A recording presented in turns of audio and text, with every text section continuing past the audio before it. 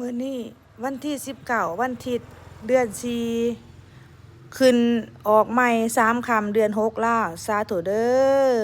คนบุญมีคนโชคดีได้เห็นคลิปนี้ภาพนี้ก็ย่อมมือสร้างน้ำทำบุญนำข่อยเด้อบุญได้พระหลายผู้ขาสร้างในมื้อนี้ขอให้เป็นผลบุญผลทานของครอบครัวผู้ขาได้ลูกเต้าคนที่ผู้ขาฮักได้ทุกคนที่เห็นคลิปนี้ภาพนี้ย่อมมือสร้างน้ำทำบุญ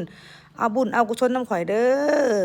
บุญได้พระราไร้ผู้ขาสางผู้ขาถ้ำรวมทุกคนในมื้อนี้วันนี้ขอให้มอมจั่วทุกทุกองค์จงเป็นสักขีพยานให้ผู้ขาเด้อขอให้บุญพระราที่ผู้ขาสางรวมทุกคน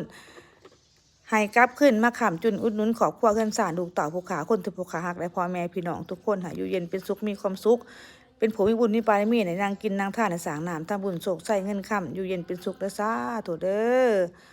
ผู้ขายยาน้ำค่อยดังดงดินค่อยอมพมอินแม่ธรณีเป็นเจ้าค่อยแม่ธรณีเจ้าทินเจ้าทานเจ้าดินเจ้าดอนท้าวเวสสุวรรณโนจงเป็นสักขีพยานในผู้ขาเด้อผู้ขาสร้างน้ำทำบุญร่วมกับพ่อแม่พี่น้องทุกคนมื้อนี้วันนี้ขอ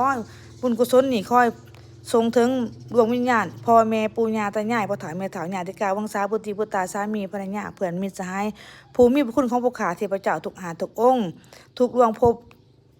ทุกภูมิดวงวิญญาณทุกดวงจงมาหับเอาส่วนบุญส่วนกุศลที่ผู้ขาสร้างให้ผู้ขาทำให้ในมื้อนี้วันนี้ตั้งแต่มื้อนี้ต่อไปขอให้ผู้ขาได้ทุกคนที่เห็นคลิปนี้ภาพนี้มีแต่ความสุข